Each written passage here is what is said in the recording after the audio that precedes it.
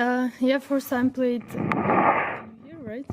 Yeah. First time played United Cup and first time was in Perth, and I think it was a good start of the season so far. We had some good matches, a lot of fun also playing this team competition. So, yeah, looking forward to start here. Okay, who'd like the first question? Matt. Hi, Elena. Can you talk us through the situation with Stefano and what capacity you'd like him, what role he's going to be playing on your team, what you'd like him to be doing on your team, and how much you've been told about what he'll be able to do moving forward?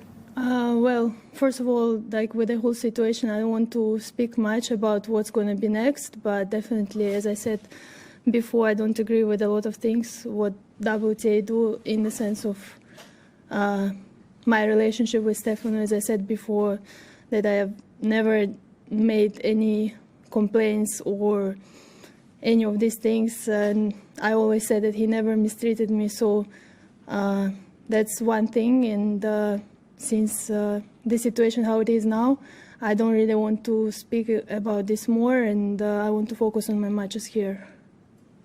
Will it be difficult for you to focus on your matches, not having sort of one of the coaches you would prefer to have? Well, it's definitely not the ideal situation, and as I said, I'm not happy with the whole situation, especially when still some coaches are making some comments, and the people who are not so close to the tennis world, they just see the comments and then they're picking it up and making even more show out of this.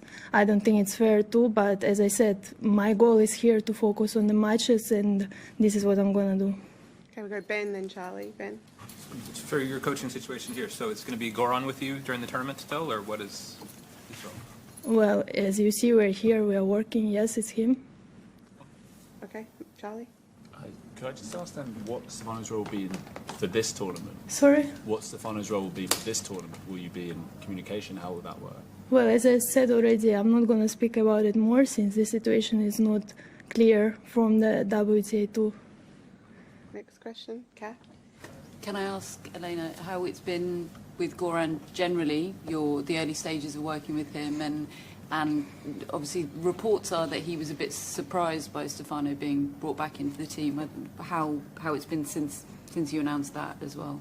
Well, we spoke with Goran, and as you all know, we did just pre-season, and the first tournament is United Cup, so it's been not so much time, but we're getting to know each other, and we spoke with him. We are working now. We are focusing on this tournament. We'll go here. Yeah, you. Yep. I'm Elle from the Blue Zone, and I was wondering, what is your tennis goal for 2025 and then your life goal for 2025? Well, in tennis, of course, I want just to stay healthy because last year I skipped a lot of tournaments and I was not able to participate in big events. So for me to play from beginning to the end of the year, of course, I want to win big titles, and this is my goal on court and outside of the court. I'm happy I finally got my driver license, so this is one part which I'm happy. And yeah, basically, I mean, I think it's the same, just to stay healthy, because even when you have some time off, you don't want to stay in bed, let's say, trying to get better. You want to do something too, so I think that's the main focus. Okay, we'll go here and then Ben. Yep. Elena, how important was those couple of months? I know it was difficult with the injury, but to recharge and revitalise away from the tour for you? Well, honestly, of course, it's not easy when you got used to travel every week, and to make decision also to not play and not to push yourself, because you're a competitor in the end of the day. You always want to do better, and for me the whole year was pretty difficult.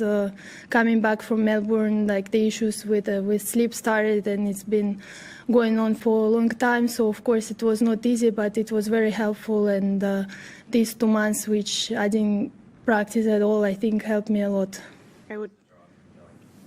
Yeah, it's been nice. Not as many hours as I wanted. I did, but still, I think this is something important I finally did outside of the court. Okay, Ben, then Courtney. Ben. So to ask, you were mentioning not being happy with the comments that other coaches and commentators were making. Do you understand why they're making these comments or why they're concerned about the situation? Well, I get that one of coaches, Palm Sugar, I don't know her personally, she never came to me, she never talked with me, but I know her story.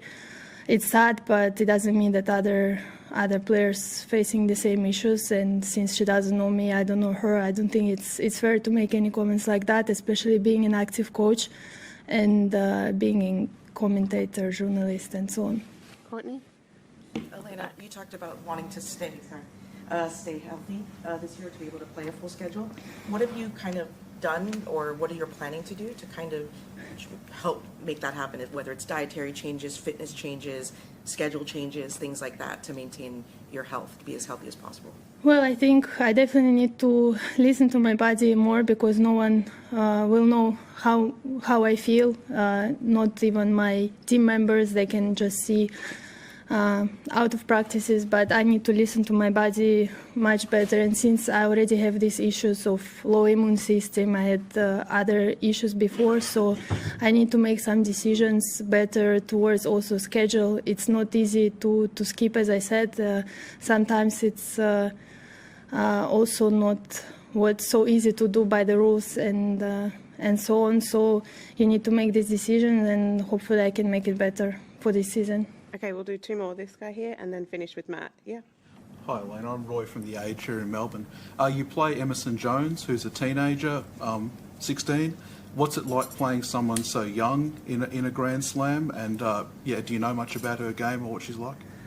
Well, I think she's definitely a good player. I don't know her much, but I just saw on TV, I think, one set of her playing with Kazakhe, and I think she's a good player, dangerous player, especially when you're young, you have nothing to lose. She's at home, so I'm definitely take it as a very tough opponent because you never know what to expect. I don't know her, so yeah, I'm just going to focus on myself and try to do as good as possible. Okay, last one, Matt.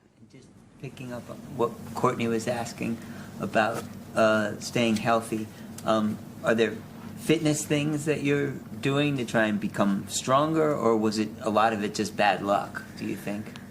Well, as I said, when my insomnia started, definitely the whole immune system went down, and I kept on pushing, and maybe I should have taken the rest a little bit earlier, since for 5-6 years which I'm on tour and I'm playing non-stop, and even in off-season we have just maybe 1 or 2 weeks. Then after Wimbledon I was struggling during Wimbledon. After that I had only 4 days, and then I got sick again, so it's very delicate for me, like just the whole process of preparing for the tournament. And as we're in this environment, it's a lot of people, a lot of things, so I'm tend to get these viruses very quick. So I'm focusing, of course, and trying to change a little bit maybe my preparation as physical part, but as I said, sometimes it's you get unlucky, or not much you can do if your immune system is really low. I'm trying to take some vitamins, of course, but it's not much you can do when you travel so often.